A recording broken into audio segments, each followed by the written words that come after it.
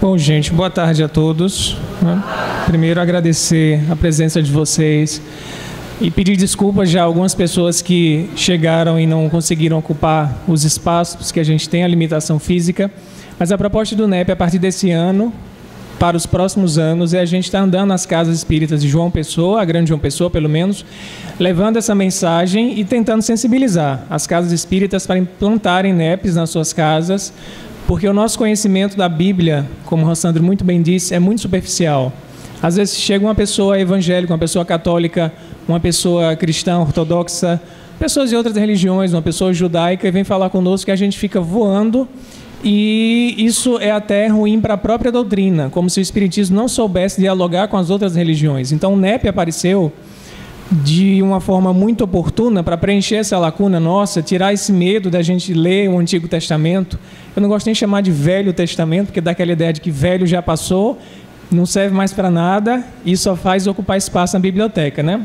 A primeira aliança, como se diria na forma mais correta, e a segunda aliança, que é o Novo Testamento, que a gente lê mais.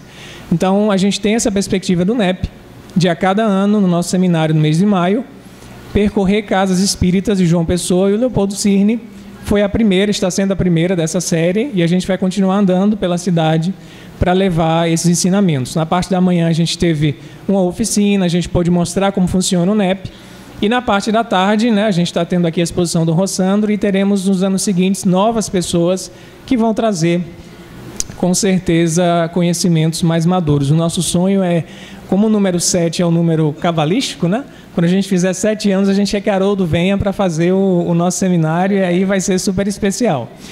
Esse momento do painel é um momento que, na verdade, a gente pensou num seminário que a gente fez com o Celestino, ano passado, na federação, e funcionou muito bem.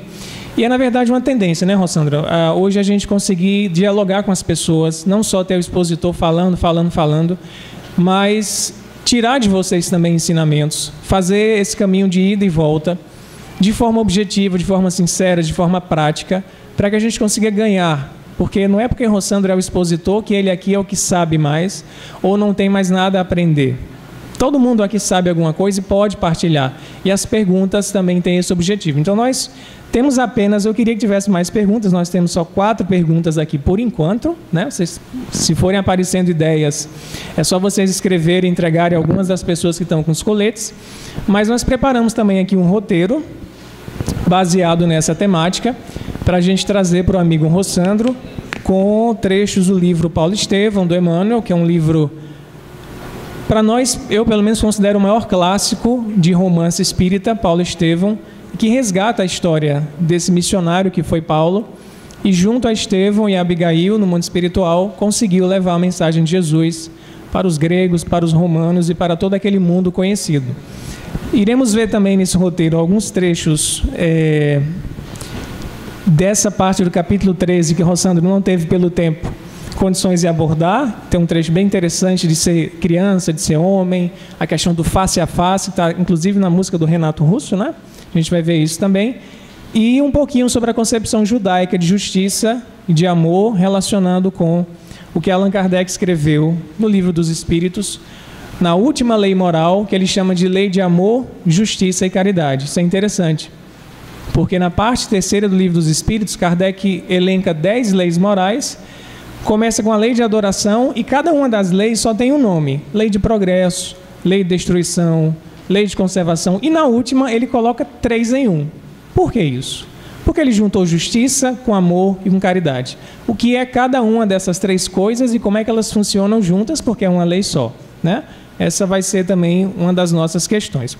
Mas, para começar de fato o nosso diálogo, vamos ver aqui as 4 perguntas iniciais que nós temos em mãos. Uma pessoa disse assim: sou mãe. Como agir com o filho adolescente que testa o seu amor diariamente, a cada segundo da minha existência? Como eu sou filósofo e não psicólogo, Rossandra que vai responder. Adorei essa, João. Bom saber que o amor está sendo exigido a cada segundo, porque de fato a gente não pode ter um segundo em que o amor não esteja presente. que acontece hoje em dia com relação aos filhos? Primeiro, eu queria dizer para a pessoa que fez essa pergunta que ela pensasse a relação dela com a mãe. Dá uma passada na sua relação com sua mãe, porque se ela estiver mal resolvida, você não vai conseguir resolver com seu filho. Tudo tem que ter raiz. Nenhuma árvore cresce sem raiz. Se você não tem por sua mãe uma relação de amor, de carinho, de respeito, ou por seu pai, por uma questão de ordenamento afetivo, há uma tendência de que seu filho faça o mesmo com você, para você sentir o que você fez, seu pai e sua mãe passar. Daí a necessidade que você tem de reconfigurar e voltar ao colo e ao afeto do seu pai e da sua mãe, sem julgamento, sem pretensão, sem arrogância, sem queixo alto, como um filho que busca o pai e a mãe. Na medida em que você se apazigua com seu pai e com sua mãe, você vai perceber uma coisa impressionante: o seu filho vai se apaziguar com você. Por uma questão de ressonância, nessa ordem, sempre que eu respeito quem veio, né? Por isso observa que no Velho Testamento está honrar o pai e a mãe como uma das leis iniciais da trajetória da humanidade no campo da relação com Deus, né? É uma trindade, certo? Essa é um dos aspectos simbólicos da trindade. Deus, meus pais e eu, né? Depois eu, meus filhos e meus netos. Essa hierarquia tem que ser respeitada, obedecida, amada. Lembre-se, mas meu pai traiu minha mãe, não sei o quê. Você não pode julgar. Quem é você para julgar? Geralmente você termina fazendo a mesma coisa só para sentir que não pode julgar. Porque se seu pai trai a sua mãe, eu quero dizer que a sua mãe não conhece o seu pai. A sua mãe só conhece o marido dela. O seu pai é só seu pai, não é pai da sua mãe. O que eles fazem entre eles como adultos não nos cabe como filho julgar. Portanto, aceitar a vida como ela é, a família como ela é, e ter gratidão pelos pais, vai fazer com que os filhos tenham a mesma coisa em relação a gente. A gente quer usar a força para poder dar limite a um filho, quando na verdade a gente tem que vir para trás e buscar o amor, que naturalmente a ordenação da casa irá acontecer. Ok? Quando o Rossano estava fazendo a exposição dele, ele citou um texto de Aristóteles, né? E aqui eu vou defender um pouquinho de outro lado grego, que é o lado que é o lado bom da história. De fato, os gregos tinham, boa parte deles, um orgulho muito grande, né, de raça, de serem superiores, racionais e tudo mais. Mas a gente tem no Espiritismo, no Evangelho segundo o Espiritismo, na introdução, Allan Kardec coloca Sócrates e Platão como precursores da ideia cristã e do Espiritismo, né? Acho que todo mundo já leu, se não leu, leiam, né? Tem gente que pula a introdução e vai logo querer ler o primeiro capítulo e perde conteúdo muito precioso nas introduções de Kardec. Há uma frase de Sócrates que Platão registrou que Kardec coloca lá. Ele diz assim: é preferível sofrer uma injustiça do que fazer injustiça a alguém. Então era um grego missionário, né? Não era aquele grego orgulhoso da raça, e que já levava a mensagem de Jesus para aquele tempo. Isso para mostrar para a gente que nenhum povo, Rossandro, ele fica desamparado. Jesus enviou missionário, a gente vê isso no livro A Caminho da Luz, do Emmanuel. Então todo o povo recebeu um missionário, todo o povo recebeu um mestre de sabedoria, preparando a vinda do Messias. Como diz Emmanuel, A Caminho da Luz, Jesus prometeu aos espíritos que vieram da constelação de Capela que ele mesmo viria e daria o testemunho do amor. E Haroldo até fala dizendo isso, né? Poderia até Moisés falhar na revelação da justiça, poderia os profetas falharem, mas no momento do testemunho do amor, ninguém poderia falhar. Por isso que ele mesmo vem, né? Isso é interessante. Em relação a honrar pai e mãe, quando você fala do decálogo, né? É interessante que os 3 primeiros mandamentos, se a gente for ver na ordem, e isso não é casual, são as nossas observâncias em relação a Deus, que é ter o Deus único, não cultuar nenhum Deus, separar o dia do sábado, santificar o sábado. E o primeiro mandamento, que é o 4º, depois desses 3, que vem depois dos cumprimentos dos nossos deveres com Deus, é honrar pai e mãe. E isso não é por acaso. Depois de Deus, os seres mais importantes da nossa vida, sejam eles amorosos ou não, porque o verbo não diz ama, é interessante, é honra, que é muito mais do que isso, Kardec diz isso. Então na sequência vem Deus e os nossos pais. Então só pelo fato de os nossos pais terem proporcionado a reencarnação, a gente já tem que ser grato a eles. Se ele foi bom, se ele foi ruim, é a limitação dele daquele momento. é a condição evolutiva dele naquele momento. A gente tem que aprender e render graças a Deus por termos aqui a oportunidade da encarnação. Mas vamos a outra pergunta. Essa tem a ver com a questão do deserto, né? Que o Rossano falou que Paulo realmente passou cerca de 3 anos no deserto de Dan, na região de Palmira. Ele voltou a ser tecelão. É interessante isso, né? Que todo judeu, desde criança naquela época, ele aprendia uma profissão manual para não ter que passar necessidades. Então Paulo, ou melhor, Saulo, né? Ou Shaul, como é o nome dele em hebraico, na família dele aprendeu a ser tecelão. Então ele tecia, né, redes, tapetes, enfim, trabalhava com tecidos. E ele, por ser doutor da lei, estava sendo educado para ser um futuro representante do povo de Israel. Esse era o sonho dele, da família, de todo mundo. Ele acabou se afastando desse processo e só retomou depois que se viu sem o apoio dos seus correligionários judeus. Então ele teve que ir para o deserto e voltar a trabalhar com as próprias mãos, ser um tecelão, e ficou lá vivendo a humildade. Então a pergunta é assim: é possível vivenciar a experiência do deserto sem se afastar das responsabilidades de trabalho e de família? Se sim, como? É possível vivenciar a experiência do deserto sem se afastar das responsabilidades de trabalho e da família? Sim, sim, como? Porque assim, a gente imagina a experiência do deserto, você se mudar, virar um mochileiro e ir lá para o deserto, né? Mas será que não seria possível viver essa experiência de deserto no meio da vida social, com as obrigações sociais? Na verdade, a gente vive nesse processo. Que tem gente que pensa que a família é um peso. Essa pessoa não sabe o que é família. Na verdade, a própria experiência cotidiana de amar com as dificuldades que existem em qualquer contexto familiar é o nosso exercício do amor. Se a gente quiser aquela família idealizada, que todo mundo se entende, que ninguém fala um do outro, que ninguém entra e sai do grupo de WhatsApp com raiva, sabe? Você está criando uma fantasia de família e você nunca vai amar, porque aí o seu amor é um amor condicional. Eu só amo se você gostar do que eu gosto, se você agir como eu quero, se você for como eu penso, e aí esse amor nunca vai funcionar. Porque o único amor que funciona é o amor apesar de. Apesar de você não pensar como eu, apesar de você não gostar do que eu gosto, apesar de você não se comportar como eu imaginei que deveria, na minha arrogância de querer julgar você, eu amo você. Aí é um amor maduro. Então, esse deserto é sentido no contexto mesmo. Quantas pessoas estão deprimidas em casa? A família ao redor, tal, mas ela está num processo de depressão interna. Então, assim, é uma conquista de cada um de nós, uma conquista pessoal, e esse deserto acontece a todo momento. Os desertos são ciclos. Sabe, você passa por ciclos em que você precisa entrar nesse momento de estar só, para que você sinta todo o sentimento de, aspas, abandono, porque no deserto existe uma coisa muito rica, entre muitos dos simbolismos que a gente tem no deserto. Aí vou falar aqui do simbolismo psicológico.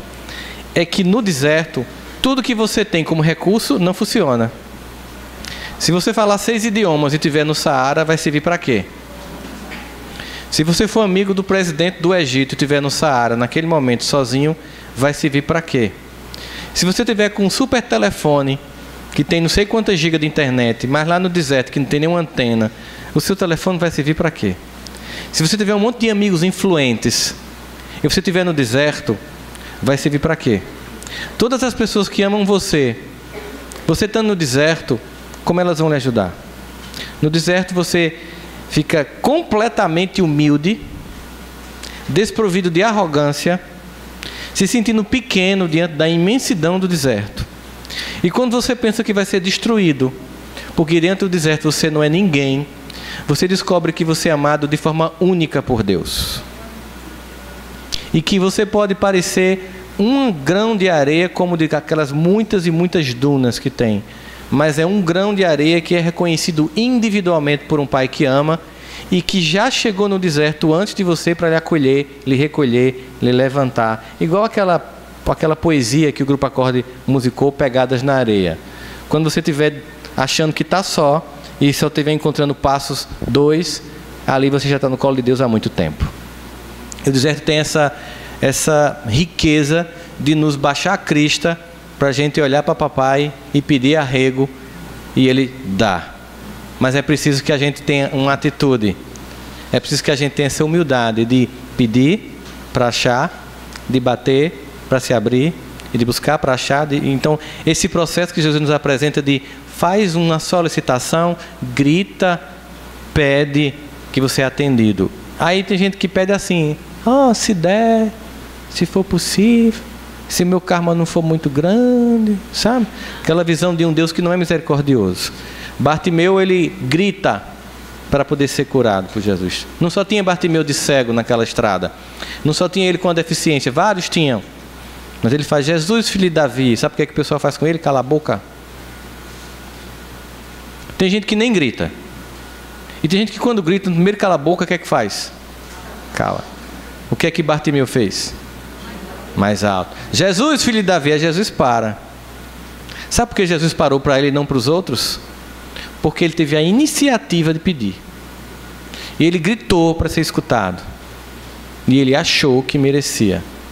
Quando você chegar no deserto, você vai achar que não merece nada, até que finalmente você entende que o seu Pai está disposto a lhe dar tudo o que você merecer, conforme você pedir, bater e buscar. Aí tudo vai ser dado. Eu queria aproveitar só para dar o aviso, é porque nosso irmão pediu para fazer um aviso sobre o ID. O ID é um evento que vai ser realizado em Curitiba no dia 22 de julho, na Federação das Indústrias do Paraná. Em dezembro do ano passado, a gente estava lá no evento da Federação Espírita do Paraná, e aí sabe como é espírita quando chega à noite, né? Você tem um monte de amigos espalhados no país, quando você chega à noite, quem diz que a gente dorme?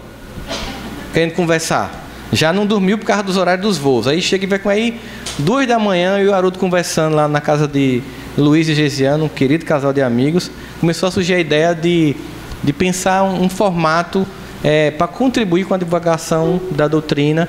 E a gente gosta muito do TED, que é um ciclo de palestras que acontece no mundo todo e que você aborda um tema em 15 minutos. E naquela história todinha a gente teve a ideia de fazer esse evento chamado Ideias, Diálogos e Espiritualidades, inspirado no TED, em que a gente em 15 minutos vai apresentar um tema diferente, ainda não visto, para que as pessoas possam, e depois a gente abre para um ciclo de debate, como a gente está fazendo aqui.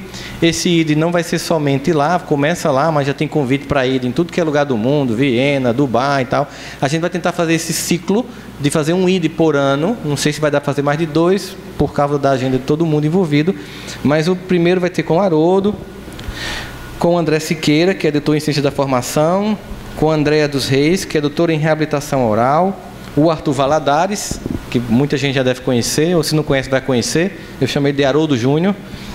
Tem o Décio Andoli, que é um querido amigo, vai ter o Eduardo Valduga, que é lá do Rio Grande do Sul, tem o Marlon Reikdal, que tem aquele belíssimo trabalho com a obra de Joana de Ângeles, eu estarei lá, e também o Saulo César, que é uma das pessoas que mais trabalha, né, para a construção de todo esse projeto do NEP, é um irmão querido, que agora está morando em São Paulo, morava em Brasília. Qualquer pessoa pode se inscrever, embora sejam vagas limitadas, eu acho que são 700 lugares só, porque a ideia é essa, que você possa abrir para um debate rico, mas você pode também se inscrever, porque também vai ser assistido via internet, né? Você vê o poder da internet hoje, alguns congressos que a gente faz hoje, tem congressos que já estão sendo assistidos, gente, espíritas, por mais de 1 milhão de pessoas ao vivo. Às vezes eu estava com o Décio num evento em Atlanta, e a gente estava falando para 80 pessoas, e tinham mais de 300 mil ouvindo e vendo pela internet. Então a gente até fica com o maior cuidado com o que fala, porque tudo que você disser poderá e será colocado no YouTube, né? Então, é uma forma da gente também, vai ser transmitido pelo Web Rádio Fraternidade, não é nenhum tipo de evento concorrente com os eventos que já existem, mas é mais uma linguagem a colaborar com a divulgação da doutrina. Então, 22 de julho, em Curitiba, e de Ideias, Diálogos e Espiritualidade. Antes de ler outra pergunta, a gente voltando aqui para o texto da Carta aos Coríntios, né? Como Rossandro falou, o povo de Corinto era um povo muito promíscuo. Dizia-se que lá, na verdade, o lugar que tinha mais prostituição em toda a Grécia era um lugar marítimo, era um porto. Havia um templo à deusa Afrodite, que é a deusa da beleza grega. Então, eles eram, de fato, muito ligados à sensualidade. Quando a gente lê a carta aos Coríntios, a gente vê Paulo dizendo que a mulher tem que ser recatada, tem que usar o véu, não pode falar. E você, sem entender o contexto, está dizendo que Paulo é um machista. Paulo é um homem do tempo, está dizendo que história é essa de mulher não poder falar, não ter razão. Mas você tem que entender, e a gente vê isso no NEP, para quem Paulo estava falando. Porque eles eram demais devassos, então tinha que haver um freio maior. Então a gente não pode tomar essa fala de Paulo e dizer que Paulo não vai permitir que uma mulher raciocine, tenha liberdade, etc. Né? Então, estudando o contexto histórico, a gente vai entender melhor o que está por detrás. E no que o Rossandro falou, não deu tempo ele abordar, e é um trecho que inclusive está na música do Russo, né? Do Renato Russo, que é quando Paulo escreve assim: quando eu era criança, falava como criança, pensava como criança, raciocinava como criança. Depois que me tornei homem, fiz desaparecer o que era próprio da criança. E agora vem o trecho que está na música dele. Agora vemos em espelho e de maneira confusa, mas depois veremos face a face. Agora meu conhecimento é limitado, mas depois conhecerei como sou conhecido. Essa relação criança, homem, espelho, ver, ser visto, como é que a gente pode analisar isso à luz da psicologia, né? Que eu vejo muita coisa de psicologia aqui. A gente vê, ser visto. Era comum para os judeus de Israel, eles diziam que iam a Jerusalém, tinham que ir uma vez por ano, pelo menos, subir até Jerusalém, né, que fica no lugar mais alto, para ver Deus e ser visto por Deus. A gente viu isso no NEP. Então, como é que Deus vê a cada um de nós e como é que nós nos vemos através de Deus? E o que é ver Deus face a face? Na verdade, quando a gente percebe essa perspectiva de Paulo, e aí há muitas leituras que tem, a primeira que eu faço é uma leitura, de fato, do conhecimento do Cristo. Então, assim, antes de conhecer Jesus, eu agia como ignorante, me comportava como ignorante, me vestia como ignorante. Agora que o conheço, isso não é mais conveniente para mim. Então, assim, como é que depois dessa conversão de alma, entendendo conversão aqui não como mudar de uma religião para outra, mas mudar de atitude a partir do conhecimento de Cristo, então mudo a minha atitude, aquela velha criatura começa a não comportar na nova. Então, a nova criatura, ela é o adulto, aquele que amadureceu. Amadureceu, mas não a ponto de estar pronto. Porque nós temos uma visão limitada das coisas, porque nós estamos embotados no mundo material. Vocês já sabem, eu já fiz aqui algumas vezes, nas palestras eu faço muito isso, a ideia de que a mente não diferencia ficção de realidade, né? Pã! Tá vendo? Ó? As pessoas têm medo das coisas assim. Então, é muito fácil embotar a mente no mundo material. Então, para que eu consiga ver de forma plena, eu tenho que conseguir estar num nível acima disso. Ir para o templo e subir, né? Como subir para a montanha para fazer o sermão, para encontrar Deus. É justamente um símbolo da necessidade de se elevar a um nível que está acima do médio. E a gente cai na definição das categorias dos espíritos, né? Os espíritos, a maior parte na Terra hoje ainda são espíritos neutros. Já não são tão ruins para fazer o mal com vontade, mas não são ainda tão bons o suficiente para fazer o bem. Mas a Jesus diz assim: vamos subir, vamos ir para um outro patamar, vamos subir de nível, né? Para que você seja amor e não discurso, para que você conheça a inteireza e não a parte. Aí, um outro simbolismo psicológico que tem aí, João, para poder eu ser inteiro e não parte, eu tenho que me amar inteiramente. Então, para me amar inteiramente, eu tenho que me aceitar como eu sou. Significa dizer que amar ao próximo como a si mesmo se ame como você é e não como você gostaria de ser. Porque eu já percebi que muita gente tem um ser ideal de si mesmo que fica aqui assombrando a pessoa. Tipo assim, uma versão X-Men de Rossandro, que é melhor em tudo. E aí quando eu olho para essa versão X-Men, que eu olho para mim, eu me detesto. Mas no momento que eu me detesto, eu não estou honrando o que eu sou. E eu estou sendo ingrato com o que Deus me deu. Não importa que talento eu tenha, o que eu tenho como recursos. Deus me deu e cabe gratidão e multiplicação. No momento em que eu olho para o que o outro está tendo, eu sou infeliz. Então, se ver inteiro e não em parte reconheça luzes e sombras que há em você, para que você continue num processo de amadurecimento, de sair da condição de criança para a condição de adulto. Por que as primeiras pessoas a jogarem as pedras são os mais velhos? Na parábola, na passagem da mulher adúltera. Porque os mais velhos, eles já sabem quem são. Eles já passaram daquela fase de eu nunca vou fazer um negócio desse. Fez. Já sabe o que faz mesmo, ainda assim, deixa eu jogar logo essa pedra aqui, porque se ele puxar meu Serasa, não vai ser muito legal não, né? Então, geralmente quando você ainda é muito jovem, você acha que você só é o cara perfeito e tal, e que você faz é legal, e que todo mundo que já vê é muito burro e estúpido, e que não tem mais nada a acrescentar. Vê que ridículo. Vê o desperdício que tem por não aceitar o que já foi construído. Na Terra já encarnou mais de 70 bilhões de pessoas. Esse conhecimento acumulado, gente, não pode ser desperdiçado.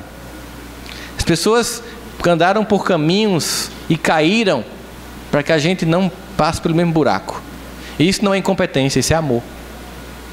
Às vezes um pai e uma mãe da gente falha num ponto para nos mostrar, por amor, onde a gente não deve passar. E a gente fica magoado. Então se vê na inteireza, não em parte, é se perceber globalmente. E claro, vai chegar um momento que essa inteireza só vai ser possível num nível evolutivo maior. Porque no plano que a gente está aqui agora, a gente um plano ainda de expiações e provas, rumo a uma regeneração, a gente não consegue dar a dimensão que a gente poderia dar a Deus. Tanto que a própria condição de definição de Deus em qualquer texto sagrado, ela é sempre precária, porque tentar entender Deus é como perguntar ao Windows quem é Bill Gates. É como perguntar ao iPhone quem é Steve Jobs, né? No nível que a gente está, a criatura não consegue entender na inteireza o Criador. A grande questão que a gente tem é que, obviamente a gente já sabe hoje, que eu não preciso subir para que Deus me veja. Ele me vê onde eu estiver. Mas eu preciso me elevar para ver Deus.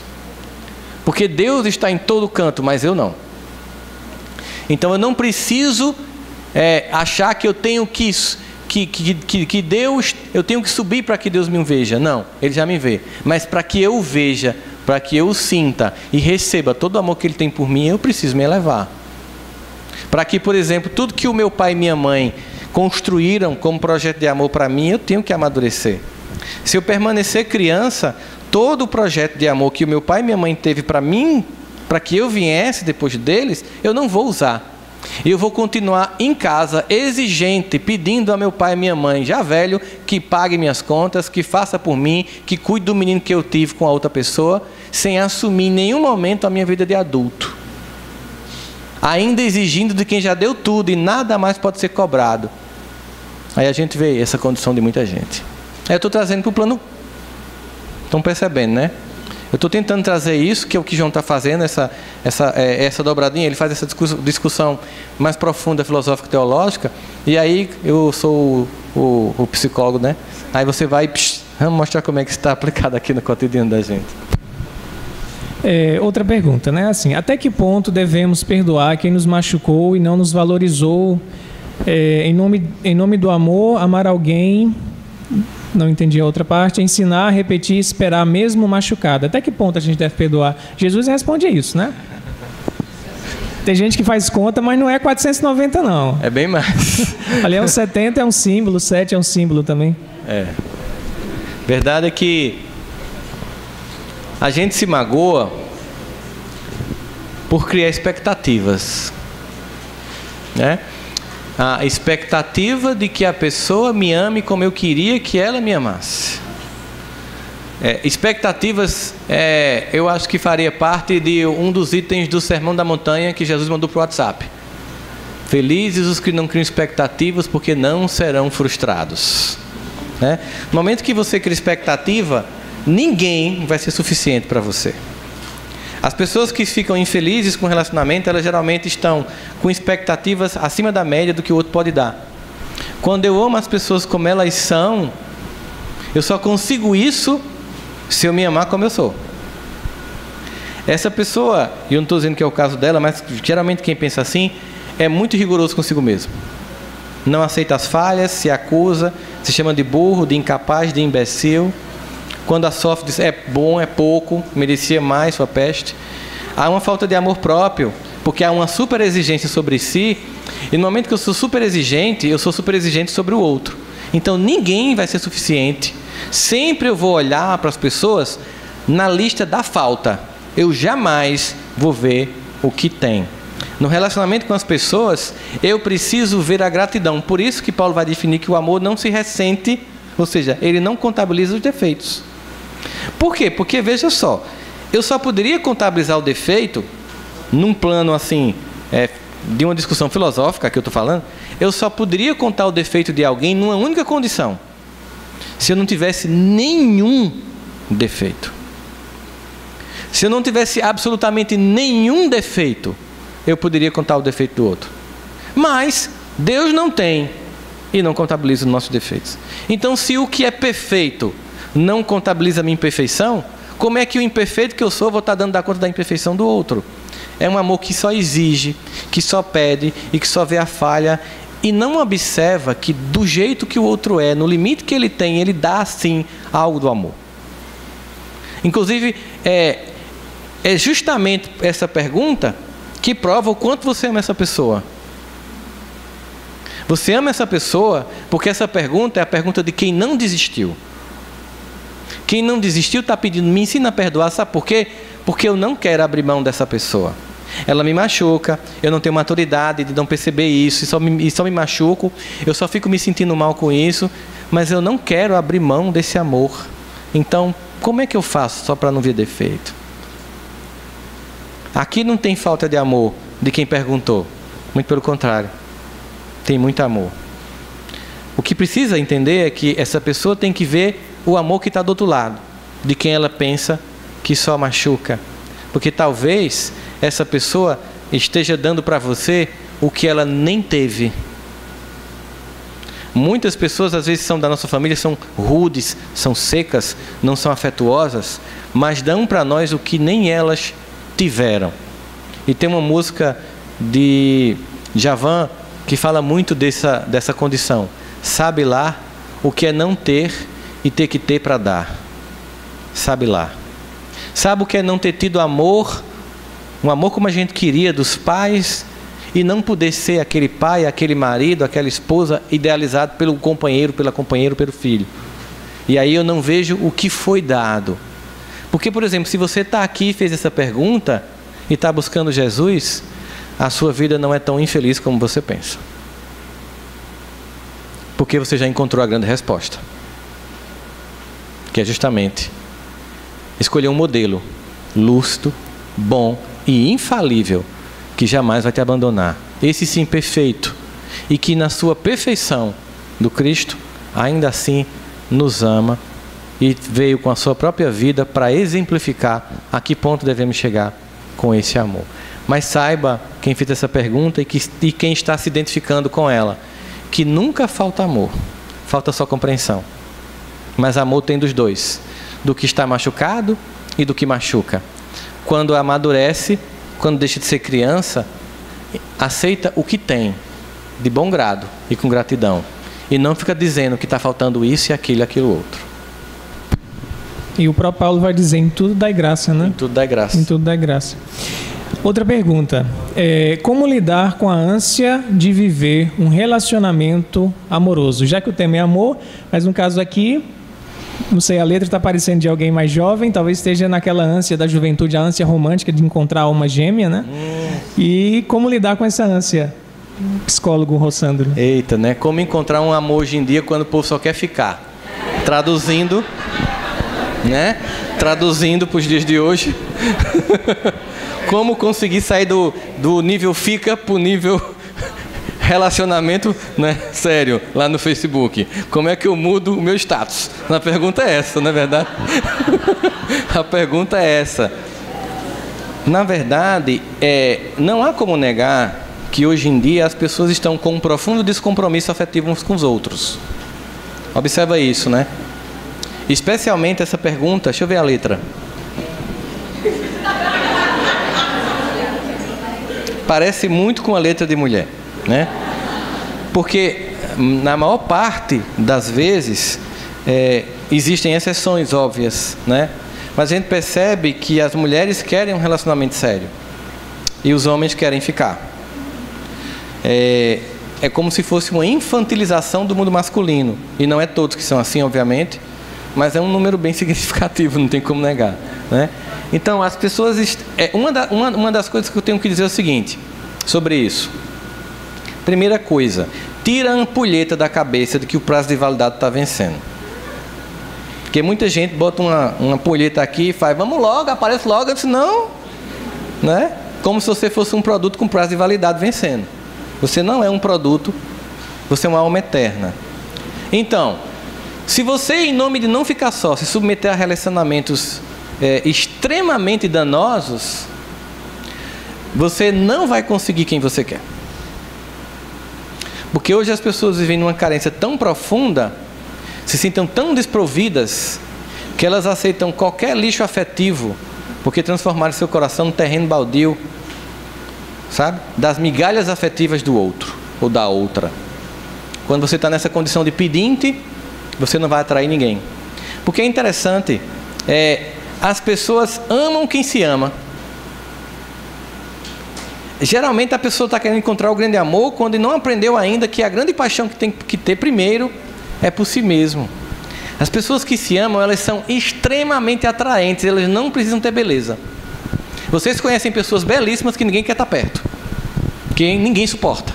Elas atraem porque elas têm beleza, a beleza por si só é uma coisa atraente, mas quando você chega, vê que está estragado, né? Então elas atraem, mas não mantêm. E tem gente que não tem atrativo estético nenhum, mas emana tanto amor por si, que todo mundo quer estar perto. Se você não se convence de que você é capaz de passar hoje à noite, um sábado, feliz em sua companhia, como é que você vai convencer a mim que você é feliz do seu lado? Se você não suporta com alegria a sua solidão, porque estar com você é bom, como é que você vai conseguir convencer alguém que vale a pena estar com você? Então a primeira coisa que a gente tem que aprender não é a buscar um grande amor, é a encontrar o grande amor de si mesmo no coração. Porque uma vez que você se ama, emana, sabe, uma vibração que é como mel. Todo mundo quer estar perto. Observa isso no negócio de casamento, né? Que eu digo que isso aqui é como se fosse um selo de qualidade. É tipo assim, produto apto ao consumo, entendeu? Então quando você tem, em vez de repelir, atrai. Porque é tipo assim, essa pessoa já está resolvida, eu quero ela para mim. É infantil quando você vê um casal e diz assim, se eu fosse casado com ela, eu seria mais feliz. Aquela dinâmica funciona. Se você entrar, não vai funcionar não. Faça funcionar a sua dinâmica. Porque senão você leva a sua ineficiência para outra relação. Portanto, se amar profundamente primeiro, se respeitar e preferir ficar só a estar se submetendo a relações degradantes, é uma prova de amor. E pode ter certeza que no momento que você está aprendendo a se amar, sentindo esse amor e entendendo que você não pode depositar nessa ou nesse todas as expectativas de suas frustrações pessoais, você vai atrair alguém para você. Porque tem gente que é feito um náufrago no mar, está lá se debatendo, aí passa uma tabinha e pula em cima, aí afunda os dois. Aí o que a pessoa faz? Larga Deus, só. Entendeu? Porque o namorado, a namorada, o companheiro, a companheira não vai ser o pai que não deu certo, a mãe que não deu certo, o irmão que não deu certo, o alto amor que não está funcionando. Essa pessoa não vai cumprir esse papel. Se você conseguir, você joga fora. Tem gente que consegue, quando dá 10 dias, acabou. Eu não consigo passar mais 10 dias. Aí quando você conversa, você pensa, poxa, e a pessoa conseguiu passar 10 dias contigo? Porque você está sempre expulsando pelas suas exigências de que o outro ame você, quando o primeiro amor tem que ser de você para com você mesmo. E aí quando você não se ama, dificilmente você consegue aceitar o amor de Deus. Você compreende ele racionalmente, que Deus lhe ama. É muito fácil de entender. Existe um pai que nos criou e nos ama. Isso aí racionalmente é compreensível. Sentir esse amor de Deus só é possível quando você se ama. Porque Deus ama você como você é, e não como você gostaria de ser. Então cabe a você a se amar como você é. Porque só quando a gente ama como se é que a gente pode se tornar melhor do que se é. Outra pergunta.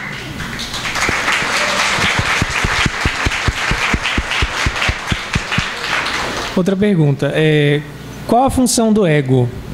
Ele é amigo ou inimigo? Qual a função dele no amor? Vamos pensar a vida assim. Não existe os inimigos. Existem os não aceitos. Se você pega uma definição psicanalítica, você vai entender o seguinte, que quando nós nascemos com desejos, somos crianças. Então, vou fazer uma pergunta para você. Quando uma criança recém-nascida quer fazer xixi, o que é que ela faz? Não é fácil a resposta? Quando ela quer comer, o que é que ela faz? Chora. Alguém aqui, se quiser fazer xixi, vai fazer aqui agora? E se vier com fome, vai chorar? O que mudou? Eu aprendi a lidar com a realidade. Que existe limite e um tempo para tudo, não é isso? Mas tem gente que não sabe disso, não. Não tem? Muitos pais estão criando filhos sem limites. O ego seria a instância psicológica que é criada pelo sujeito para lidar com o mundo real, que está aqui antes de eu chegar e que tem regras que eu tenho que respeitar. Então o ego saudável, ele equilibra você. Não confunda ego com egocentrismo, com ser egoísta. O ego, ele equilibra a sua relação com seus desejos internos mais o mundo real. Isso é uma visão psicanalítica. O que acontece? Todos nós precisamos desenvolver a capacidade de aceitar esse mundo que está aí fora. Essa realidade, quando ela é aceita, eu me apazigo. Não que signifique dizer que eu não vá lutar para que ela melhore, para que o mundo não seja mais justo, para que nós tenhamos um panorama político mais ético, para que nós não tenhamos mais justiça social. Tudo isso é muito bem-vindo e desejável até. Mas acontece que essa é uma luta que tem que estar, em que eu tenho que estar envolvido a partir de uma luta que eu já realizei na minha vida, porque tem gente que ama as baleias, mas não ama o parente da família. Então está havendo um deslocamento, né? Tanto amor pelos animais e tão pouco amor pelas pessoas. É uma projeção. Tem muito amor, porque o que a gente tem de sobra é amor, mas está magoado, está machucado, então desinveste aqui para investir nas baleias, nas tartarugas marinhas. Não que a gente não deva cuidar, mas só vai funcionar quando o que está aqui já está funcionando. Aí eu reverbero para fora. Outra questão. Já tive depressão e síndrome do pânico. Fiz o tratamento material e espiritual, mas até hoje tomo os remédios controlados, os famosos tarja preta. Aí a pergunta, esses medicamentos afetam o nosso perispírito? Hoje estou bem e em paz. Vamos lá. Tenha cuidado com a resposta que vai para o YouTube, né? Já está lá, né? Passando tudo. Está lá, né? Está ao vivo, né? E aí, galera? Tudo em paz? TV do bem, gente que está em casa, preparem o coração. O medicamento, ele é sempre necessário quando indicado por um profissional habilitado para isso, né? E geralmente é um psiquiatra. Às vezes as pessoas procuram outros médicos, que como qualquer médico pode passar qualquer remédio, mas vocês sabem que o profissional indicado para medicar, no caso de uma depressão que já esteja atingindo um nível orgânico, é um psiquiatra, capaz, bem treinado. É sempre bem-vindo, necessário, e é uma grande contribuição que a ciência fez à humanidade. Ficar usando remédio o tempo inteiro, até o final da vida, só em casos específicos, em que, por exemplo, o indivíduo tem uma diagnóstico como, por exemplo, esquizofrenia, e que vai exigir que ele seja medicado para manter um nível de funcionalidade que permita convívio, como o diabético, que vai ter que tomar insulina, né? Mas, às vezes, as pessoas preferem ficar na muleta psicológica do medicamento para não agir. O que me deprime? Aí essa aqui é a pergunta. Por que eu estou deprimido?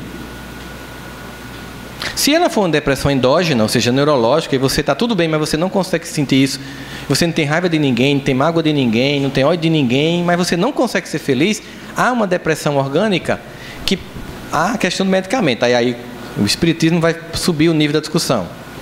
Mas ali o que existe é uma autoacusação de um espírito que se percebe devedor e que não se permite ser feliz. Porque ele se percebe devedor e não se permite ser feliz, ele fica numa consciência de culpa que está num nível bem inconsciente. Apenas sente a manifestação dessa culpa. E aí, por mais que a vida seja boa, ele não se permite estar bem, porque ele sente-se devedor diante da lei. Aí eu tenho duas opções: tomar o medicamento ou amar. O que é mais fácil? Tomar o medicamento. É mais confortável, porque o medicamento vai fazer por mim. O medicamento ele vai fazer por mim, ele vai entrar e fazer por mim. O amor eu vou fazer pelo outro. Entendeu? O gesto de amor cobre a multidão, não importa quantas vidas foi, a ação do amor no bem. Por isso Paulo é tão enfático nesses 16 verbos de definição do amor. A ação do amor no bem, né? Ela vai... Mas é fácil? Não. Pensa o seguinte: e se eu sair do meu contexto? E se apesar da minha angústia, da minha depressão, da minha vontade de não acordar, eu fizer um esforço, porque ninguém vai fazer isso por mim, que ninguém terceiriza a evolução. A evolução não entrou na lei da terceirização do Brasil. Não é aprovado no Congresso. Está terceirizada a evolução a partir de hoje, artigo tal do inciso, parágrafo tal. Não tem. Então, sai de si e vai servir. Vai servir a quem vive vida muito mais difícil que a sua. Isso vai ser didático. Vai ser muito rico. Eu ia ao encontro de pessoas que têm vidas que você olha assim e faz, eu não suportaria. E você vai descobrir que recurso aquela pessoa encontrou para suportar aquela vida. E mais, ela nem considera que está suportando. Ela está feliz. Aí você vai dizer, que tem nada que acontece comigo, que essa pessoa está aqui, eu pensando que ela estava suportando. Ela não só não está suportando, como está feliz com que a vida que tem, porque ela está contabilizando a gratidão e não a falta. Certo? É preciso desenvolver um tipo de relacionamento com Deus que só com a gratidão vai funcionar. A gratidão é, eu aceito a vida que tenho, quem sou. Mas é uma gratidão que não é intelectual. Chegar em casa, ô Pai amado, eu aceito a vida como ela é, aceito quem eu sou. E ficar como um mantra para o espelho, eu me amo, olha para você, você se ama, Rossandro, você é especial. Isso é muito bonito para botar em frase de Facebook, certo? Mas na prática é um trabalho de construção de se identificar e de fato ver a gratidão que a gente tem que ter. A lista de todo o amor que já foi depositado na nossa vida. Porque a gente ainda está pedindo, feito um filho exigente. No caso agora pedindo a Deus. Não aceitando a vida como ela é. E não saindo do próprio, nesse momento sim, um ego doente. Não saindo do próprio ego em direção a os que sofrem mais do que eu, para que eu possa aprender a valorizar a vida que tenho. É preciso essa comparação justa das vidas.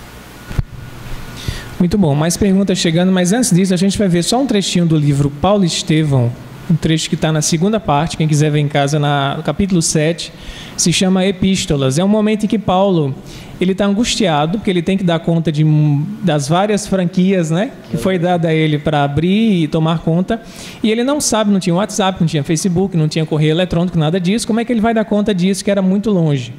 E aí é um momento muito bonito que ele ora, e Jesus vem até ele, né, serena o coração dele, e diz que há uma forma de solucionar isso, que é escrevendo as cartas, e que dali por diante Estevão estaria mais próximo a ele, trazendo diretamente o pensamento de Jesus.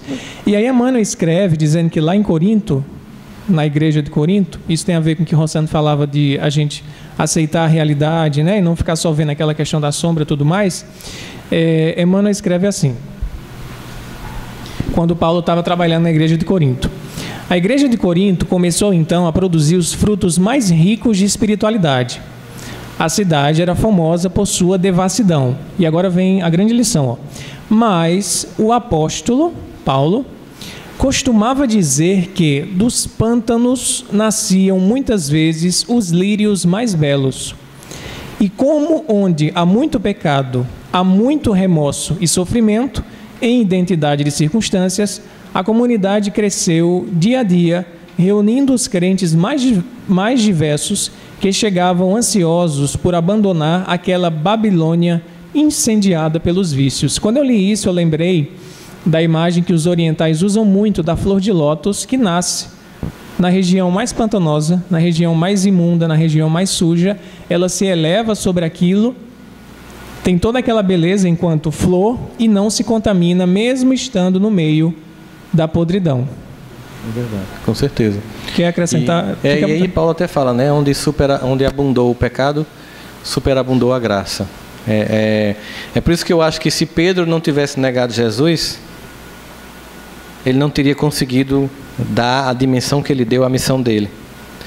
Porque uma vez eu um jovem me perguntou, como é que Pedro se sentiu quando negou Jesus? Aí eu pensei como é que Pedro se sentiu e tentei dar um exemplo para o pessoal da juventude, assim. Imagina que você foi para o colégio e sua mãe foi lhe pegar, como sempre lhe pega. Mas naquele dia, sua mãe foi com o cabelo assim, tipo... Não é minha mãe, né? Não deu tempo para trocar de roupa, então ela estava com uma clássico avental todo sujo de ovo. Chega descabelada, procurando com aquela... Cadê minha cria? Aí a cria olha, aí o pessoal fala, é tua mãe? Não, não é minha mãe não. Tem certeza? Não, minha mãe. Aí ela olha assim, aí você vira. Tem certeza? Não é minha mãe. Você vai pelo fundo do colégio, porque não quer pagar o mico de entrar no carro com a sua mãe daquele jeito, né? De quem está fazendo 1000 coisas ao mesmo tempo, que só a mulher consegue. E aí, você chega em casa, sua mãe chega em casa antes de você, que ela foi de carro, e ela diz, meu filho, onde você estava? Ai, graças a Deus você chegou, me dê um abraço, eu fui lhe encontrar no colégio, não lhe vi, comecei a entrar em desespero, você imaginou? Você é o amor da minha vida. Aí você dá um abraço na sua mãe e faz, eu neguei ela 3 vezes agora, meu Deus do céu, começou ruim, começou um traste. Isso não é nada perto do que Pedro sentiu. Não é nada. Mas sabe qual foi a vantagem? É que quando alguém depois chegou para ele e disse, Pedro, eu vim aqui, mas eu não mereço Jesus. Sabe por quê? Porque eu sou adúltero, porque eu sou mesquinho, porque eu já roubei, porque eu já matei. Aí Pedro olhava do fundo do coração e dizia assim, eu entendo você. Eu sei o que você está passando. Aí esse olhar só quem tem é quem não julga. E não julga porque já fez. Mas ao invés de ficar se culpando porque fez, ao invés de ficar se destruindo porque fez, ao invés de ficar se lamentando porque fez, aprende.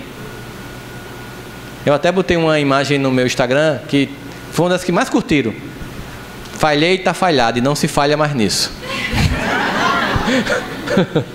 Certo? É nesse sentido mais amplo que a gente percebe. Outra questão. Primeiro afirma o que a gente colocou em relação a Sócrates, né? Que ele dizia que é preferível sofrer injustiças do que praticá-las. Mas aí a pessoa pergunta, perdoar significa passar por cima da injustiça? E o amor a si mesmo? A valorização de si enquanto pessoa que se construiu com tanto esforço. Perdoar, passar por cima da justiça, né? Não. Isso, significa então, passar por cima, né, da injustiça? A resposta a essa pergunta só se dá quando você explica o que não é perdoar. A gente sabe o que é perdoar, né? Mas vamos para o que não é perdoar. Perdoar é esquecer? Muito bem, se esquecer, procure um neurologista, que o alemão, o Alzheimer, está rondando sua cabeça, certo? Então, perdoar não é esquecer. Mas lembrar não necessariamente é ficar magoado. Porque quando eu amadureço, eu reavalio a cena e dou um novo significado. Então eu continuo lembrando o que aconteceu, mas não está mais machucando. Mas às vezes, nem sempre isso é possível. Porque nem sempre perdoar é parar de sentir dor. Se eu atropelar João e ele ficar paraplégico na cadeira de roda, ele não pode me perdoar? Ele vai voltar a andar? Ele vai ter todas as dificuldades num país que está longe de ser pronto na inclusão. Quando ele for entrar numa calçada, quando ele tentar atravessar a Epitácio 6 da tarde, no pique, né, do trânsito de volta para casa, toda vez que a dificuldade promovida por um gesto meu tocar João, ele vai sentir a dor disso, mas ele já não tem mais raiva de mim. Perdoar não é concordar com o que o outro fez. Quando eu te perdoo, não estou dizendo que você está certo, não. Não é conivência, exatamente. Eu não estou dizendo, você está certo, por isso que eu estou te perdoando. Não, eu não quero continuar preso a um sentimento que me machuca. Mas o que você fez continua errado. Porque às vezes você tem que perdoar uma pessoa e chamar a polícia. Porque o que ela fez exige punição e justiça. Senão você fica omisso e conivente. Perdoar não é esquecer. Perdoar nem sempre é parar de sentir dor. Perdoar não é esperar que o outro te perdoe. Você está com ódio de mim, eu estou com ódio de você. Eu decidi que vou te perdoar você, mas eu não te perdoo. Paciência. Quem passa mal? Quem está odiando. Se eu perdoei, estou leve. Você está me odiando? Agora é com você. Então não vou esperar um pedido de perdão. Então é isso. Então, a pessoa cometeu injustiça e eu perdoei para não ficar presa à injustiça cometida. Mas eu não estou concordando com ela. E se for necessário, eu preciso chamar que a justiça seja cumprida. Agora, o que é que Deus diz? Beleza. Mas quem é o autor da justiça? Deus. Imagina assim. Aqui o relógio é a justiça divina. Aqui está João, que eu detesto. Ele faz algo muito forte comigo. Aí eu estou na frente dele, agarrado com ele, dizendo assim: Deus, atira!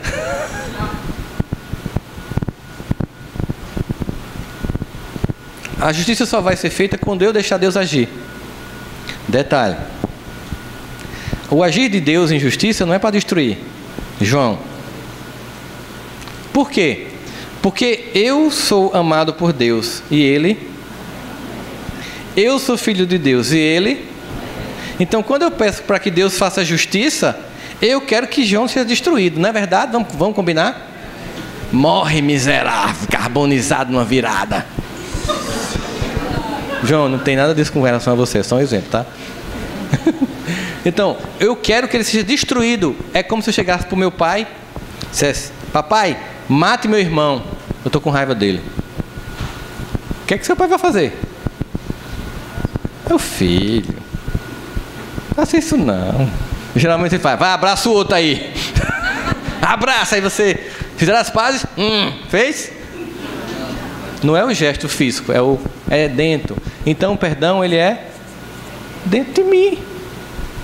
Você vai continuar errando, porque tem gente que vai morrer egoísta, mas eu não vou mais ser vítima dela.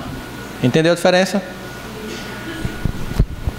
Sobre o perdão, né? Assim, mais uma coisa que a gente aprende no NEP, estudando de forma minuciosa os textos e tentando ver o sentido grego, etc.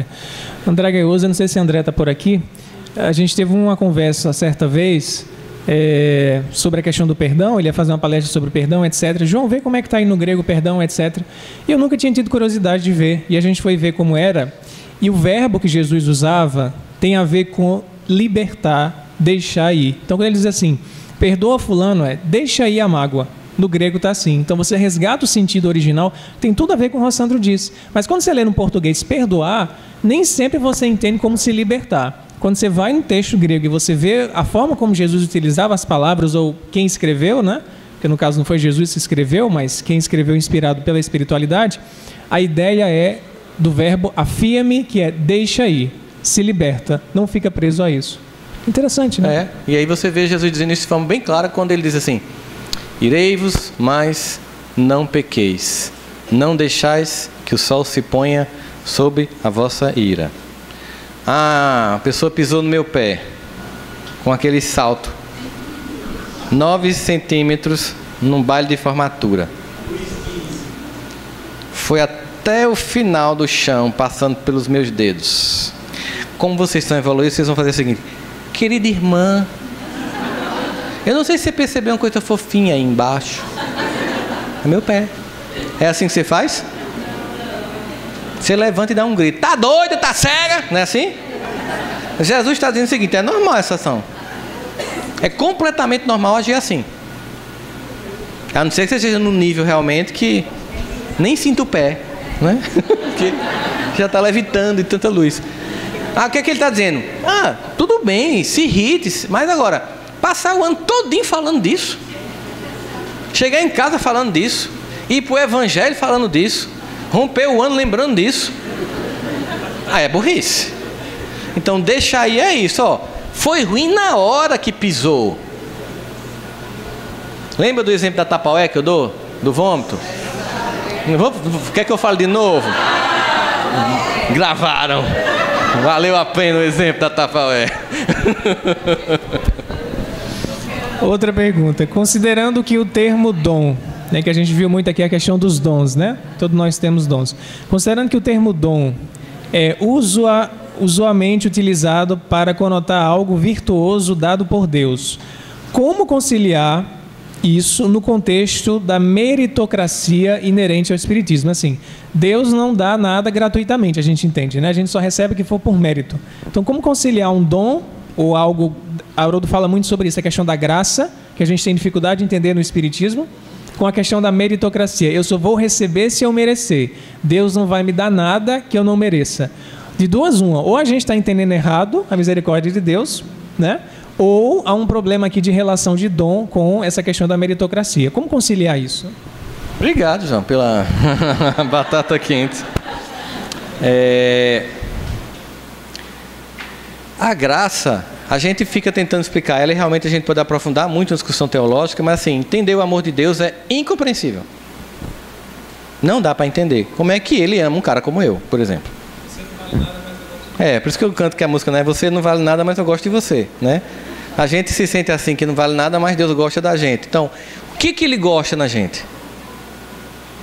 O que uma mãe que está limpando a bunda do bebê, que acabou de passar um lencinho umedecido, colocou a fralda e quando ela terminou de colocar 2 da manhã,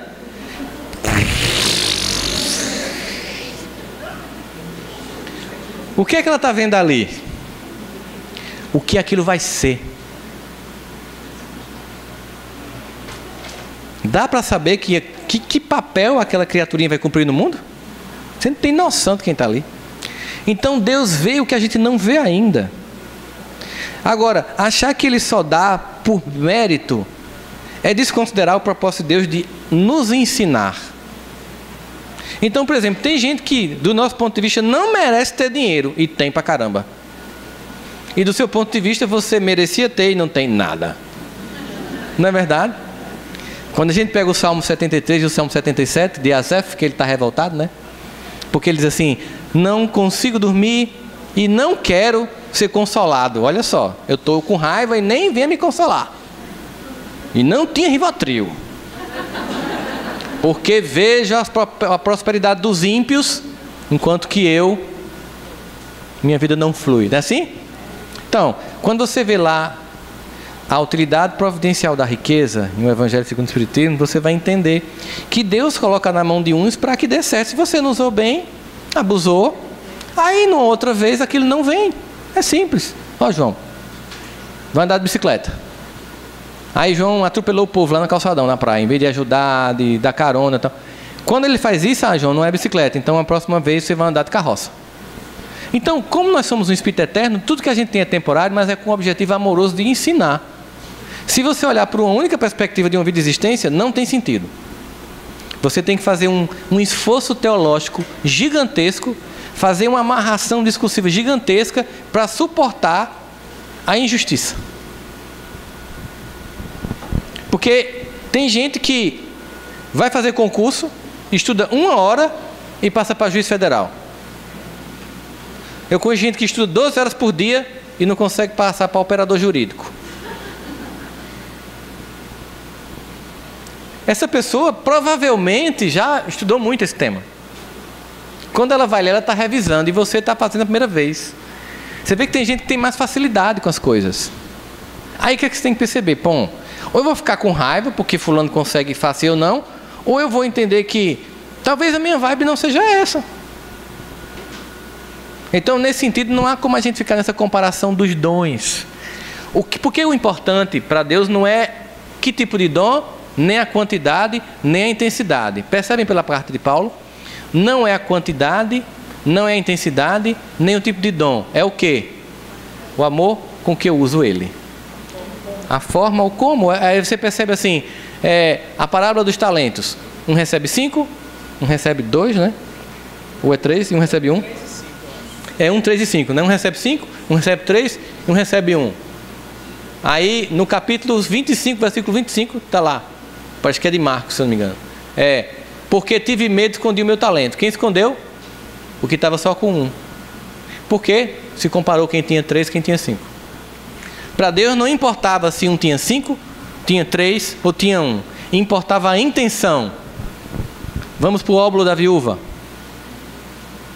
Não importava quanto ela deu. Importava a força com que ela deu. Certo? Quando a gente faz evangelho no lar, em caravanas, a gente tem experiências muito ricas. Vocês já fizeram evangelho lá? Eu já fiz evangelho lá uma vez e a gente foi numa casa num condomínio fechado. Certo? Onde tudo combinava com tudo. Onde cada quadro tinha uma luz de spot para realçar. Onde o tapete dava para comprar minha casa. Certo? Havia um pé direito de quase 8 metros de altura. Havia um glamour no ambiente absoluto. E um sentimento de vazio intenso na família. A gente percebia aquele luxo, mas não sentia aconchego.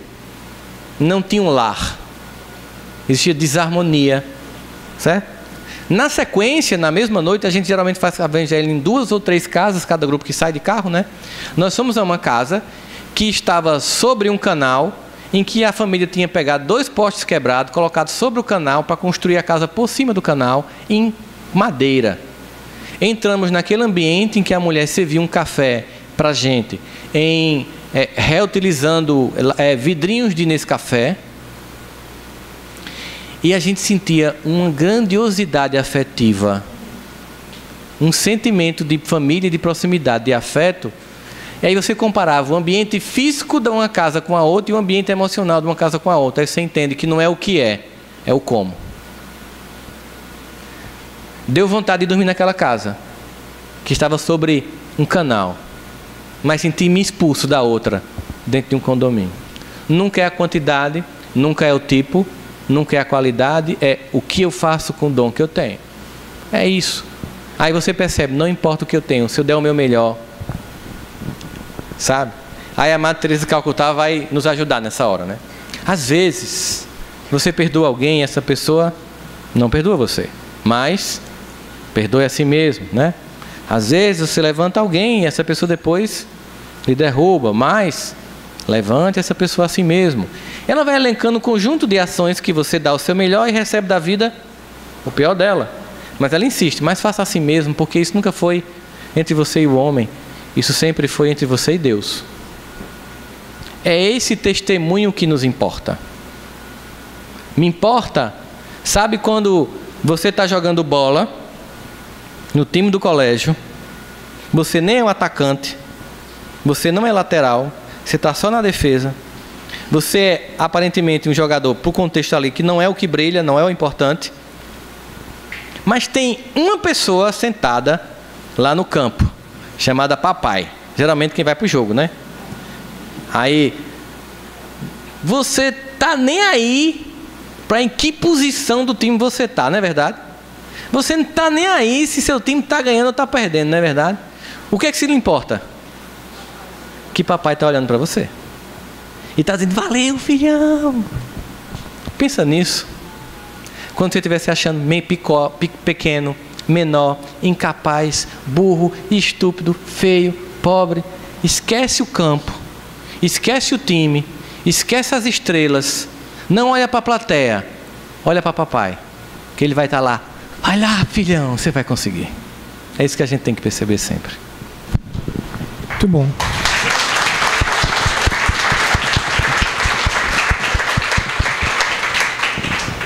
O que devemos fazer se mesmo pedindo perdão por algo que fizemos de errado, nós não formos perdoados de coração?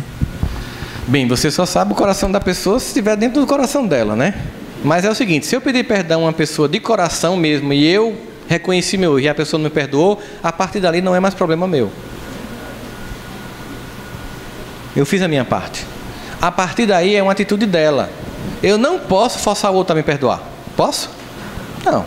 Mas eu fui lá, João, me desculpa, olha, o que eu fiz foi uma coisa absurda, eu sei o quanto eu te machuquei, me desculpa porque eu não reconheci isso até hoje, mas estou dizendo para você, eu reconheço, não sei como posso reparar isso, mas para hoje o que eu estou te pedindo é perdão. Aí João faz, pois eu não perdoo você. Se você for de coração para perdoar,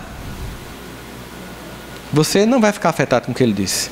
Você vai dizer assim, eu lamento, mas eu espero que um dia você me perdoe. Conselho. Quando você for fazer isso, pense no que pode acontecer. Sempre. Quando você for encontrar com alguém com quem você está com muita dificuldade, para pedir um perdão, para tentar apaziguar, reconciliação, pense em 3 cenários. 3 cenários. O hollywoodiano. Tudo vai dar certo e a gente vai se abraçar no pôr do sol da Praia do Jacaré, ouvindo Bolero de Ravel. Isso é o plano hollywoodiano da cena, né? Situação mediana. A pessoa me escuta, mas ainda permanece magoada. E eu percebo que ela não me perdoou. Situação ruim. Ela fica mais irritada ainda comigo. E me agride de novo. Aí, por que eu tenho que ver esses 3 cenários? Porque eu tenho que ver qual é a forma mais cristã de reagir em qualquer um deles. Eu faço um treino mental do que vai acontecer para antecipar minhas reações. Porque o ruim é quando eu sou pego de surpresa. Eu vou lá cheio de amor para dar, perdoar. E, sai daqui! Pois então. Dou um murro aí, em vez de melhorar. Então eu tenho que contar com 3 possíveis reações. Super favorável, mediana e completamente desfavorável. Não é assim? E aí eu vou. Aí tem mais uma dica. Antes de ir, vai em espírito. Comece um trabalho anterior. João, eu queria que você sentisse de meu coração que eu emano para você o meu pedido de perdão. Eu te machuquei muito. O que eu fiz afetou a sua vida profundamente. Eu demorei muito a reconhecer e sei que isso te machucou mais ainda. E quando você veio me dizer que eu te machuquei, eu fui cínico e disse que eu não tinha te feito nada. E eu sei que isso te deixou ainda mais triste. Mas agora, eu percebo que eu errei. Então me perdoa. Agora você faz isso todo dia. Vários dias. Várias vezes. E talvez você tenha uma surpresa. Um dia você vai chegar perto de João e ele já está leve com você. Porque o ego de Rossandro com o ego de João não está se entendendo. Mas o self, filho eterno de Deus, que eu e ele tem, vibra em amor pelo mesmo Pai. E pelo iCloud. Entendeu? Eu vou aqui por cima trabalhando espiritualmente aquilo para depois trazer para o mundo material. Às vezes ainda não é a hora de ir ao coração do outro. Aí às vezes como é que ajuda? André Gaioso é amigo meu e de João. A gente está muito irritado um com o outro. Tá? André, estou pensando em pedir perdão a João, mas eu acho que ele ainda está muito irritado comigo. Faz um favor, como quem tu não quer nada, toca no meu nome para ver em que nível tá. Aí tá aqui André com o João. João, não sei o que, que massa o nepe, não sei o que, não sei o que. Ah, quem me ligou foi Rossandro. Nem fala nesse nome perto de mim. Dá para eu ir conversar com o João? Não. Eu mandei uma pessoa sondar a temperatura. Ah, vocês não, ah, meu Deus, pensa num cara chato. Ah, mas sei lá, porque eu sei que aconteceu aquilo com você. Pois é, nunca me pediu perdão. E se ele pedisse? Se ele pedisse e reconhecesse, aí, pode ir lá. Vai lá, cabecinha baixa como quem errou, humilde, e pede teu perdão. Entendeu? Outra questão. Você, enquanto psicólogo, vê o enorme distanciamento entre as pessoas e a crescente falta de amor entre os seres humanos na sociedade de hoje? Acho que todo mundo vê isso hoje, né? Mas a sua visão psicológica disso, o que é que isso pode trazer de consequência, etc? Não está havendo falta de amor, não. Todo mundo ama muito. Todo mundo tem muito amor no coração. Está havendo falta de expressar esse amor. Então, uma das coisas que mais tem afastado as pessoas... Está aqui, deitado do lado com a esposa, na cama antes de dormir, indiferente um ao outro e brincando com todo mundo. Né? Vendo o WhatsApp, rindo. Que massa isso aqui. A outra pessoa do lado lá, indiferente. Às vezes também do outro lado com outro WhatsApp. Aí o que é que acontece? A pessoa encontra um ex-namorado de adolescência, curte a página, imediatamente o outro está lá também com a esposa do lado, um no WhatsApp, outro no outro. A frieza e a distância.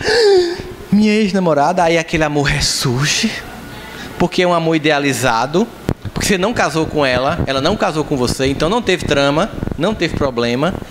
Você volta àquela coisa da adolescência, 18 anos, bastava ligar que você já estava no clima, né? Aí você volta a sentir desejo, tudo, aí, tô vivo, tô viva. É essa peste que não me ama. Não é assim que acontece?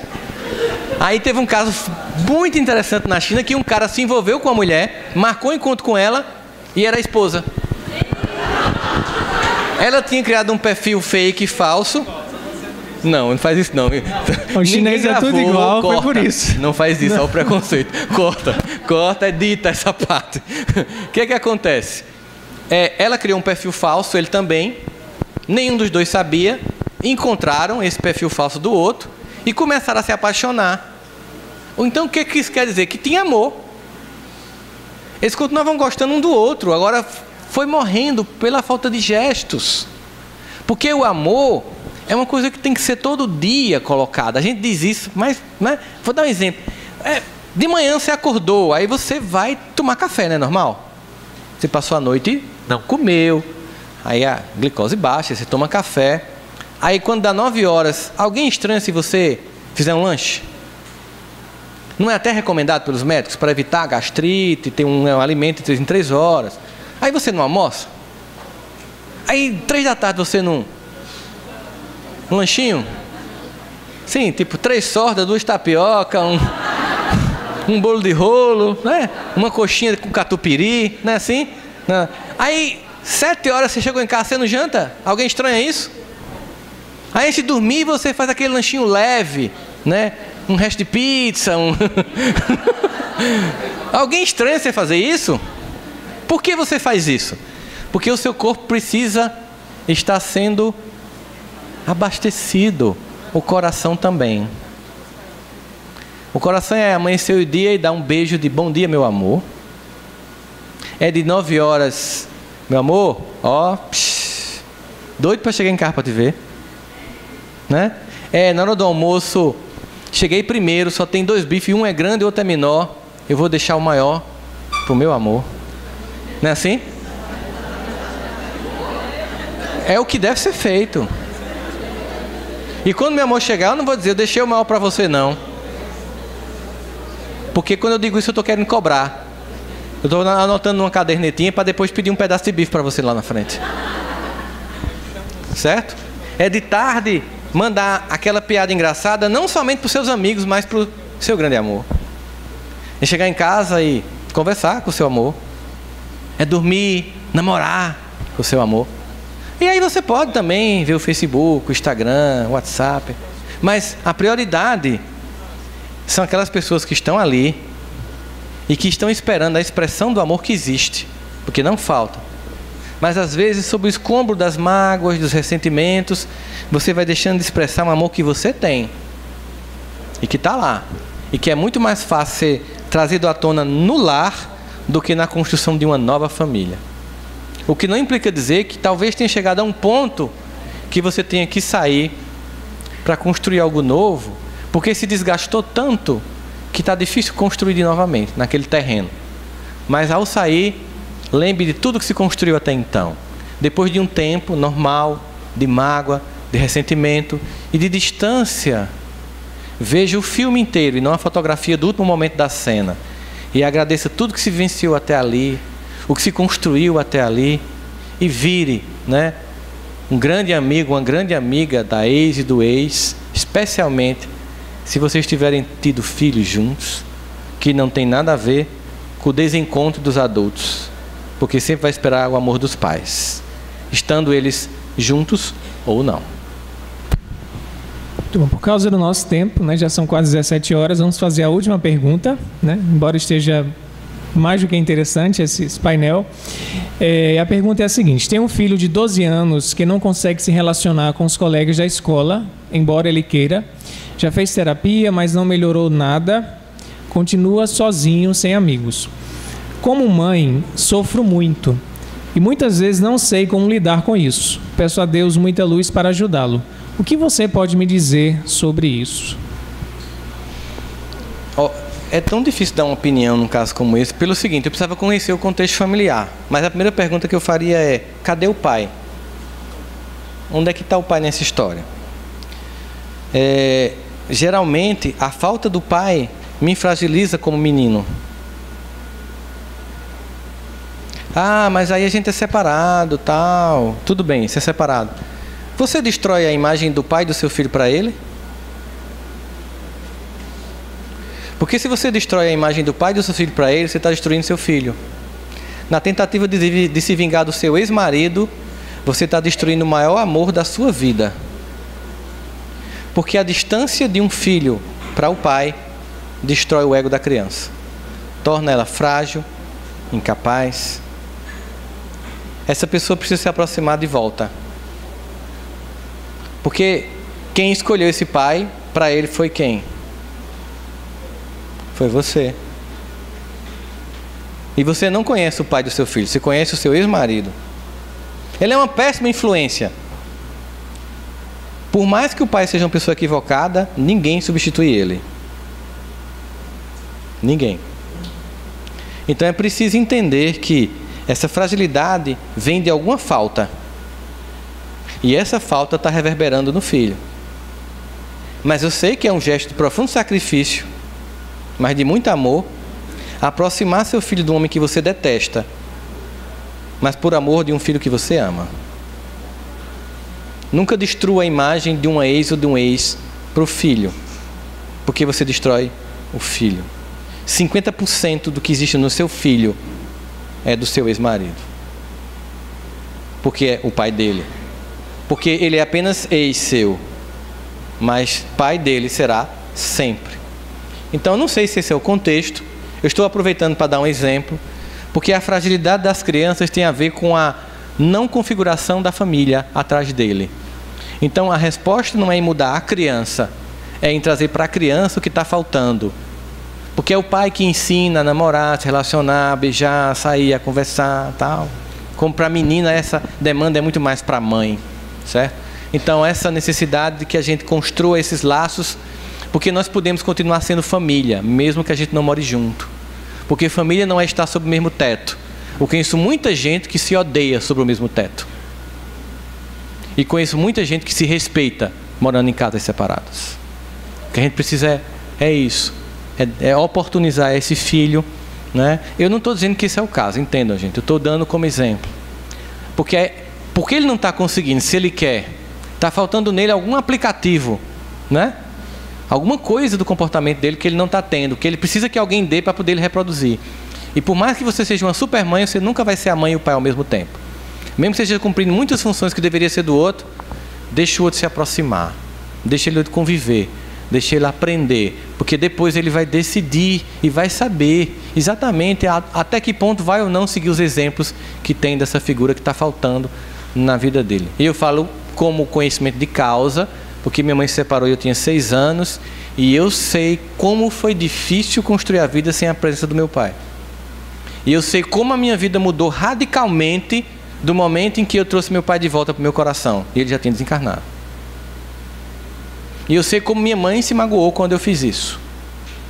Eu lembro do dia em que minha mãe disse para mim: você é igual ao seu pai, que era uma frase que ela dizia que me deixava revoltado. E um dia eu disse: é verdade, e ela ficou revoltada.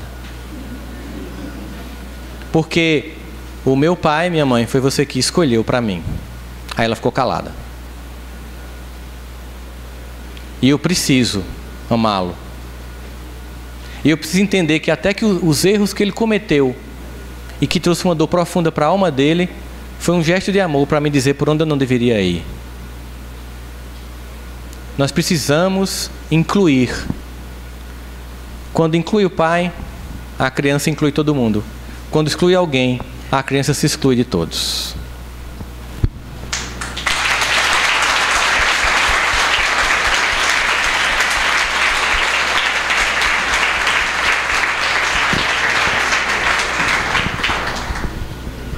Pessoal, eu queria só dar um aviso rápido, interrompendo, perdão, Sandra. Nossa cantina, ao vocês saírem agora, ela está em promoção, né? Liquidação total, queima de estoque. Então, aproveitem. Tudo por R$1. Aproveitem, ok? Só lembrando, não deixe de passar lá. Gente, vamos aos agradecimentos e aos encaminhamentos finais, né?